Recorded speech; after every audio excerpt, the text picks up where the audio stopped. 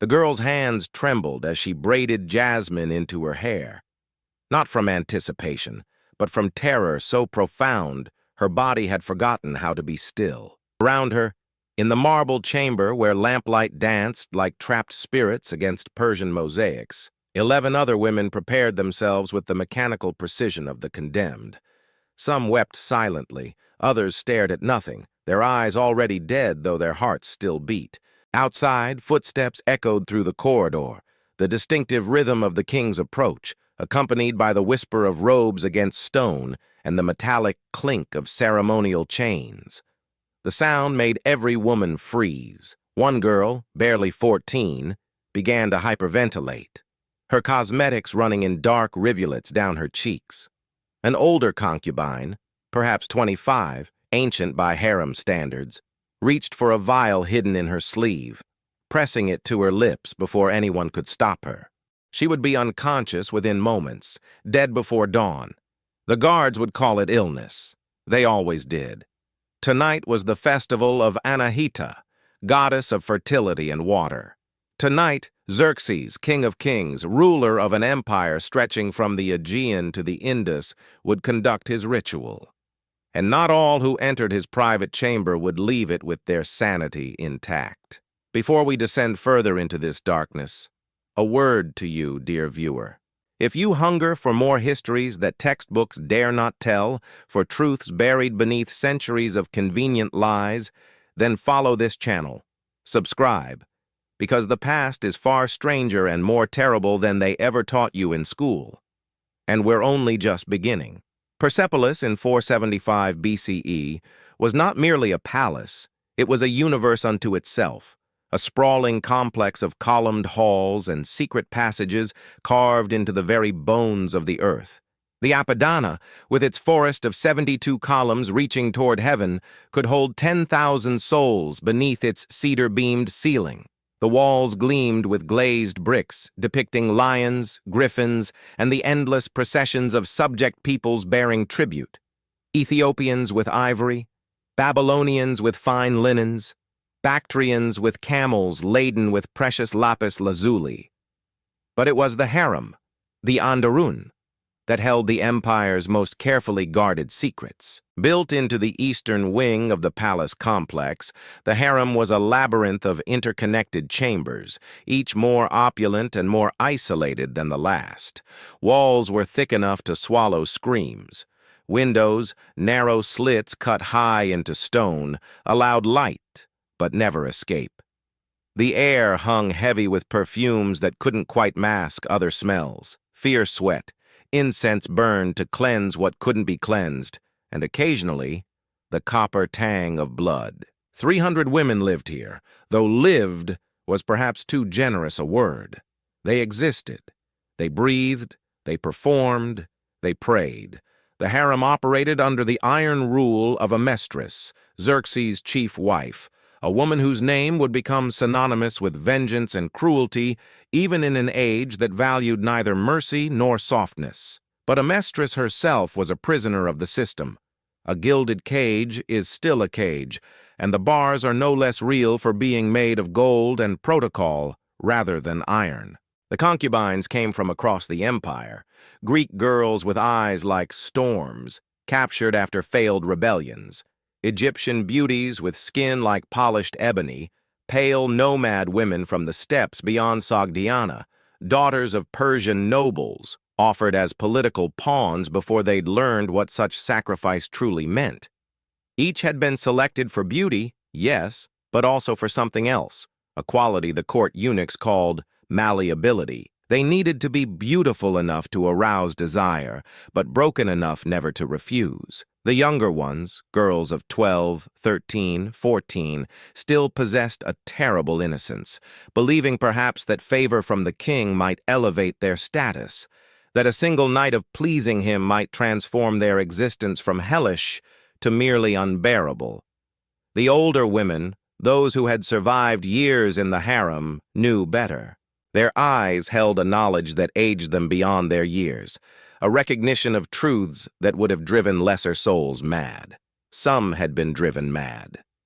The festival of Anahita came twice yearly, aligned with the Persian calendar's most sacred dates. For the empire's citizens, it was a celebration of abundance, water, and fertility, a time of feasting and thanksgiving to the goddess who blessed crops and wombs alike. For the women of the harem, it was something else entirely. 3 days before the festival, the preparation began. The selected 12 were separated from the others and moved to the chamber of purification, a room tiled in blue faience that depicted Anahita herself, nude and crowned with stars, pouring water from an eternal vessel. Here, the women would be bathed in water mixed with saffron, rose oil, and something else, a tincture the court physicians prepared, its ingredients known only to them. Some whispered it contained extracts of poppy and henbane, herbs that loosened the mind's grip on reality and made women pliant, dreamlike, unable to resist or even fully comprehend what was happening to them. But not all the women were drugged. Xerxes preferred some to be fully aware. The screams, after all, were part of the ritual. The chief eunuch, a massively corpulent man named Artabazus, who had served 3 Persian kings, personally supervised every detail. His voice was high and thin, incongruous with his bulk, but it carried absolute authority.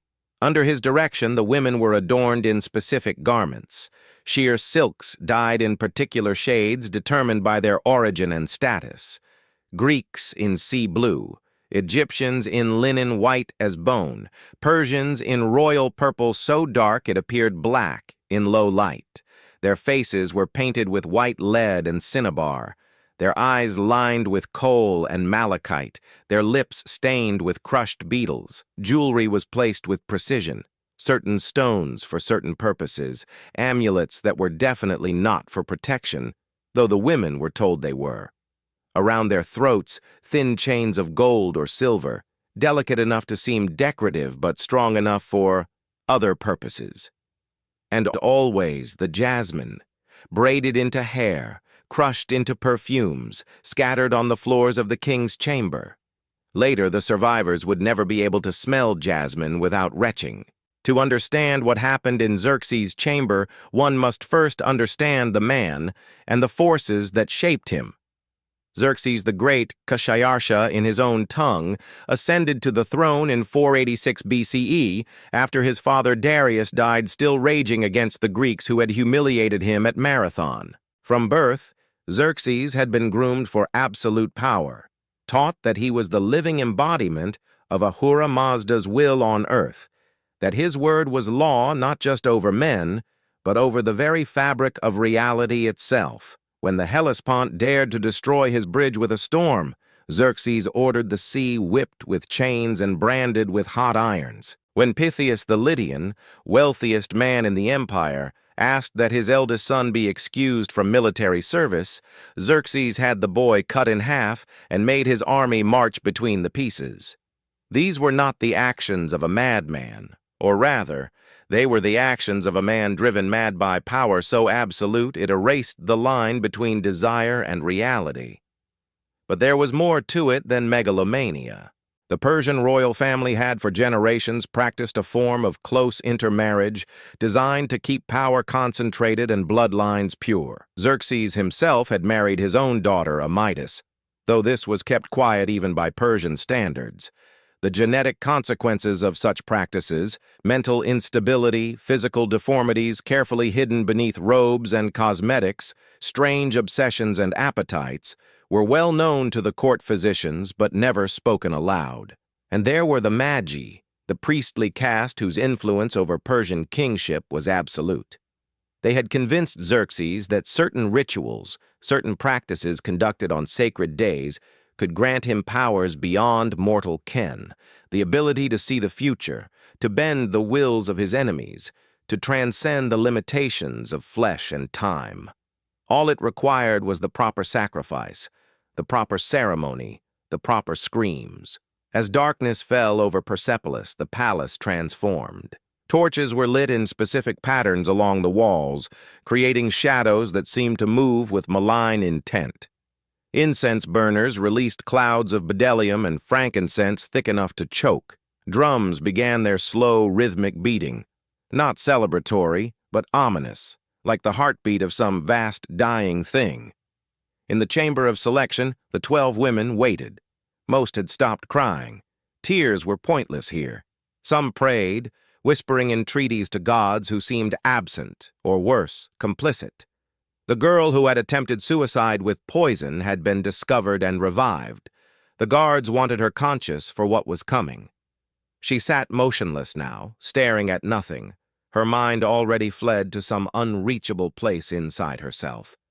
Artabazus entered, his robes rustling like shed skin. Behind him came attendants carrying specific items: a bronze mirror, polished to an impossible shine, a ceremonial dagger with a blade that had never drawn blood, or so they said, bowls of various liquids, some recognizable, wine, milk, honey, and others decidedly not. A wooden frame, its purpose unclear, but its presence deeply disturbing. "The King of Kings honors you this night," Artabazus announced, his thin voice somehow filling the chamber. "You will be vessels of divine will. You will transcend your mortal forms and touch eternity. Many women across the empire would kill for such privilege." A bitter laugh escaped from somewhere in the back of the room. Artabazus's head swiveled to locate the source, but he said nothing. They all knew the truth. Privilege was chains. Honor was violation. Transcendence was just another word for destruction. At the appointed hour, determined by court astronomers tracking the movements of Venus and Mars, the procession began. The women were led in single file through corridors few living people had seen. The walls here were not decorated with art, but carved with cuneiform inscriptions. Prayers or curses, it was impossible to say. The floor sloped downward. They were descending, moving beneath the palace proper into chambers that predated even the Achaemenid dynasty, spaces carved by hands long turned to dust. The king's ritual chamber was not what one might expect.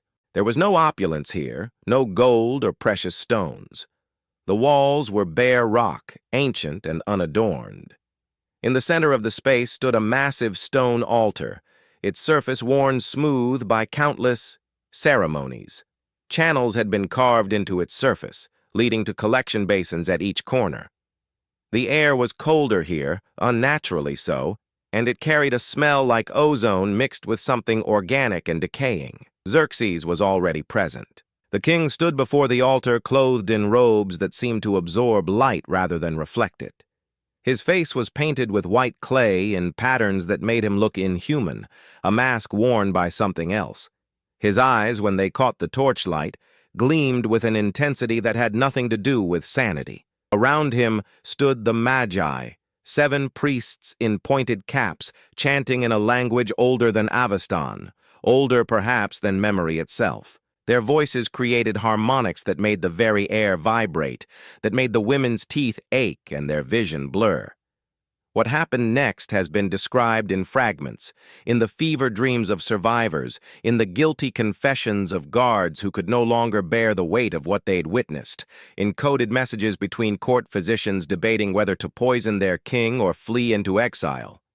The ritual was not sexual in the conventional sense, though sex was certainly part of it. It was an amalgamation of religious ceremony, sadistic experimentation, and something far stranger, an attempt, perhaps, to pierce the veil between worlds using human suffering as the piercing tool. The women were positioned in a circle around the altar. Some were drugged to compliance, others were chained. One girl, barely 13, tried to run and was caught before she reached the door. Her screams as they brought her back echoed off the stone walls, multiplying until it seemed the chamber itself was screaming. Xerxes moved among them with ritualistic precision, guided by the chanting of the Magi. The bronze mirror was used, though for what, survivors could never adequately explain, only that seeing oneself reflected in it during the ceremony was worse than anything physical that followed. The ceremonial dagger was employed, drawing small amounts of blood at specific points on the body, creating patterns that supposedly corresponded to constellations visible that night. The wooden frame was revealed to be a device of restraint, unlike anything before seen. simultaneously preventing movement and forcing the body into positions that should have been anatomically impossible, that caused agony without causing injury, leaving no marks that couldn't be explained away as natural bruising. But the true horror was in the duration. The ritual lasted until dawn. For 8 hours, the women were subjected to a rotating cycle of physical ordeals, psychological torments, and moments of terrifying stillness where Xerxes would simply stare into their eyes, searching for something, whispering questions in languages none of them understood. Some women went mad before the first hour ended, their minds simply breaking. They would spend the rest of their lives, usually mercifully short, in the harem's lower levels, rocking and muttering, occasionally screaming at shadows only they could see. Others endured through dissociation, their consciousness fleeing their bodies and watching from some distant place. These women would survive physically intact but emotionally destroyed, living the rest of their days as hollow things wearing human skin. A very few, perhaps 1 in 10, emerged from the ritual changed in different ways. They spoke of visions, of touching something vast and terrible and incomprehensibly ancient. They claimed to have seen the future or the past, or dimensions where neither concept had meaning. The Magi took careful note of everything they said, recording it in secret texts that would survive long after the Persian Empire fell. By dawn, when the ritual finally ended and the exhausted, traumatized women were led back to the harem, a conspiracy of silence would descend upon the palace like a funeral shroud. The court physicians would examine the women, treat their injuries, always careful to note them as accidents, falls, illnesses. Any woman who spoke openly about what happened would disappear within days, her body found floating in one of the palace cisterns, or simply never found at all. The message was clear. Survival required amnesia, at least in public. But in the hidden spaces of the harem, in whispered conversations held in corners where guards couldn't hear, the truth was preserved. Women taught newer captives the signs that selection was coming, the methods some had developed to try to avoid being chosen. A few brave or desperate souls even attempted escape, though the palace's security made this essentially impossible. Those who tried were caught and returned to the harem, but they were never selected for the ritual again. Xerxes, it seemed, required his victims to be untainted by rebellion. The psychological toll on the entire harem community was immense. Even women never selected for the ritual lived in constant terror that their turn was coming. Friendships were impossible. Every woman was simultaneously victim and potential threat, as some, driven mad by fear, would volunteer others' names to the eunuchs in hopes of avoiding selection themselves. Suicide attempts were common. The court developed entire protocols for preventing them. Removal of anything that could be used as a weapon, constant surveillance, force-feeding of women who tried to starve themselves. And yet women still found ways. A clever few managed to chew through their own wrists' arteries. Others perfected the art of holding their breath until they passed out, hoping death would come before they involuntarily gasped. Some simply willed themselves to die, their hearts giving out from sheer despair. The eunuchs, those castrated men who served as the harem's administrators, were themselves victims and perpetrators both. Many had been taken as boys from conquered territories, mutilated and raised to serve a system they had no power to escape. Some felt genuine sympathy for the women but could express it only in small, dangerous acts of kindness, an extra portion of food, a warning when selection was imminent, occasionally smuggling in poisons for those who begged for death. Artabazus himself was rumored to have been a prince of Lydia before his capture and castration 40 years prior. Sometimes, in unguarded moments, women claimed to see tears in his eyes as he prepared them for the king's chamber. But sympathy didn't stop him from performing his duties with meticulous precision. Survival in the Persian court meant suppressing compassion as completely as one suppressed dissent. In 473 BCE, 2 years into Xerxes' most intense period of ritual observance, something unprecedented occurred. A group of 7 women, led by a Greek captive named Melissa and an Egyptian priestess named Khepri, formulated a plan not to escape, but to kill. They had managed, through careful cultivation of sympathetic servants, to acquire a quantity of aconite, wolfsbane, one of the deadliest poisons known to the ancient world. Their plan was simple. One of them would be selected for the next ritual, would seduce Xerxes into drinking drugged wine, and would then watch him die in agony. The conspiracy was discovered when one member, broken by torture during an unrelated interrogation about stolen jewelry, revealed everything under pressure. Amestris herself oversaw the punishment. The women were not killed quickly. That would have been mercy. Instead, they were subjected to a public ceremony in the harem's central courtyard. Their tongues were removed first, to prevent them from speaking curses. Then, over the course of 3 days, portions of their bodies were removed in sequence, while physicians ensured they remained conscious and alive as long as possible. Their screams, tongueless, inhuman sounds that were worse than words, echoed through the harem as a warning. On the 3rd day, what remained of them was finally killed, and their bodies fed to the palace's hunting dogs. But the punishment didn't end with their deaths. Every woman in the harem was forced to watch the final day's torture, children included. Those who closed their eyes had their eyelids pinned open. Those who fainted were revived with smelling salts and forced to continue watching. The message was unmistakable. This is what rebellion purchases. This is what hope costs. Melissa died last. Even without a tongue, her final scream, emerging from her throat as a raw animal shriek, seemed to contain every word she would never speak. Rage, defiance, and the bitter knowledge that her death would change nothing. After the execution, Xerxes conducted an emergency ritual out of the normal schedule. He selected 12 women, the same number as always, and the ceremony lasted 2 full days instead of 1.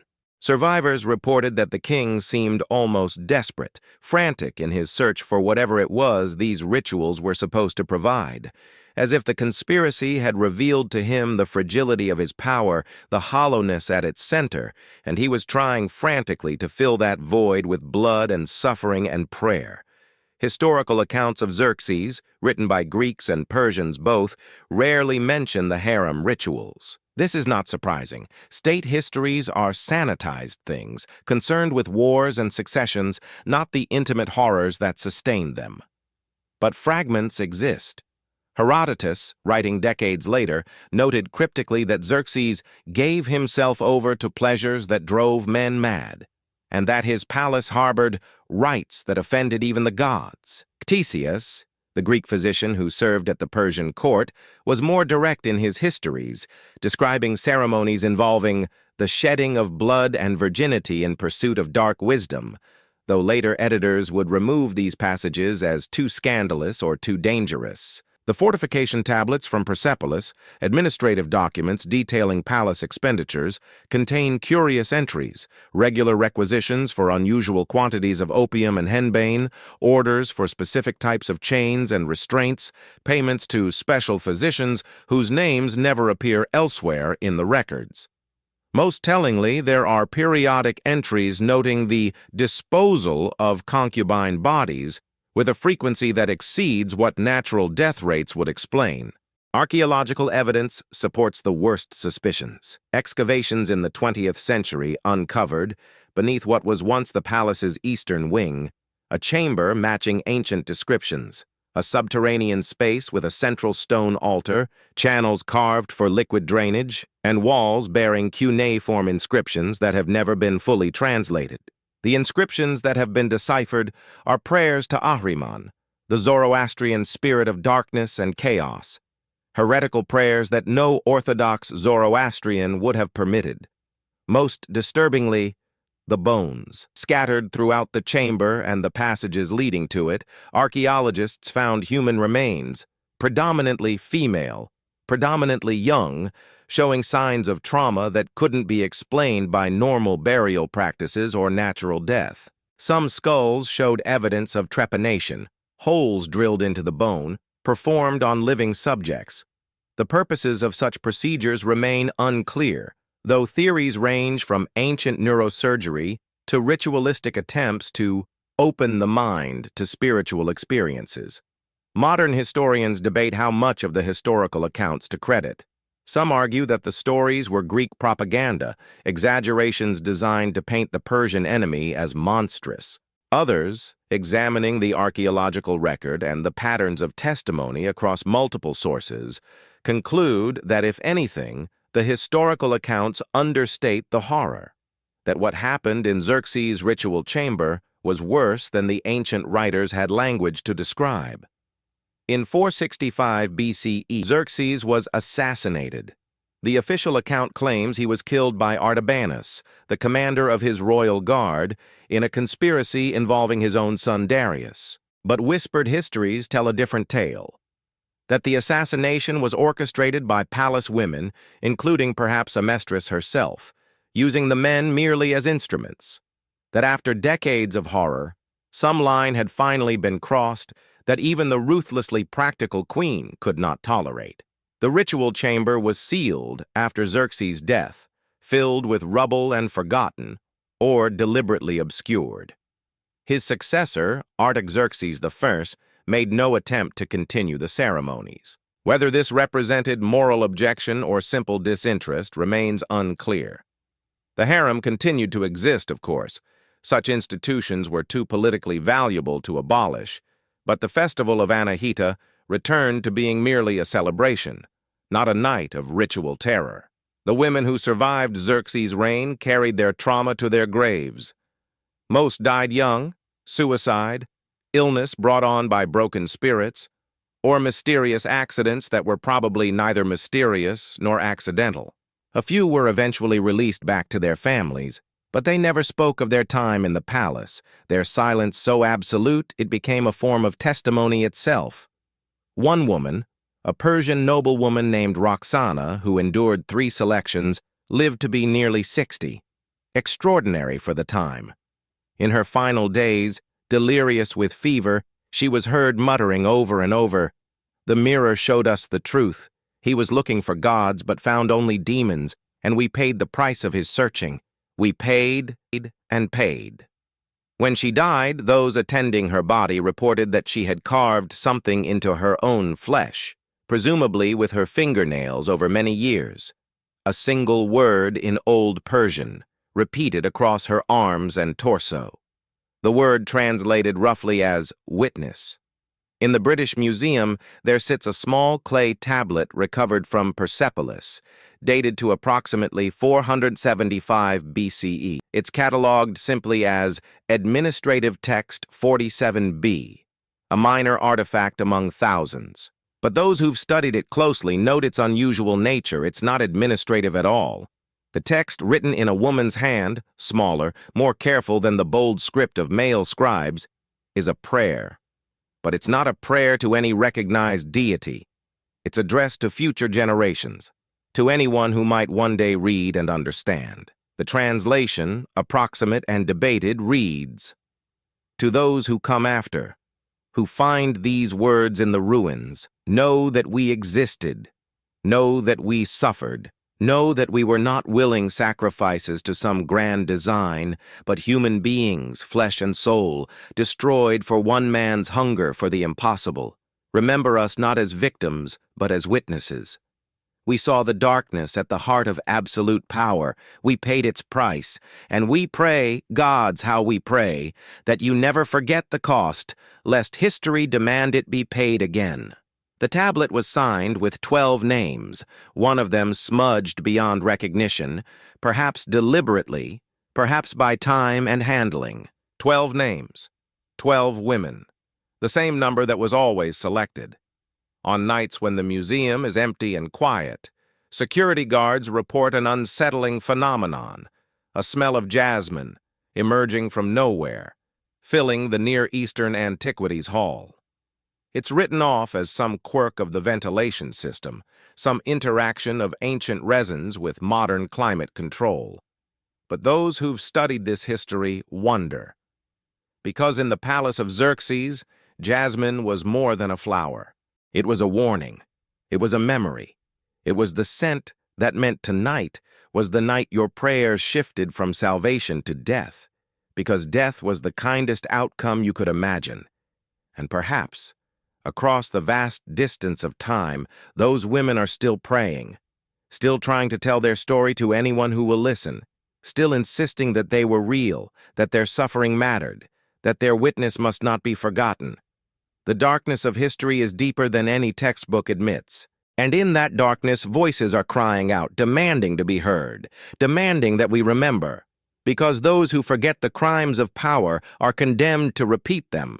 And the women of Xerxes' harem knew, better than anyone who has ever lived, exactly what that repetition costs.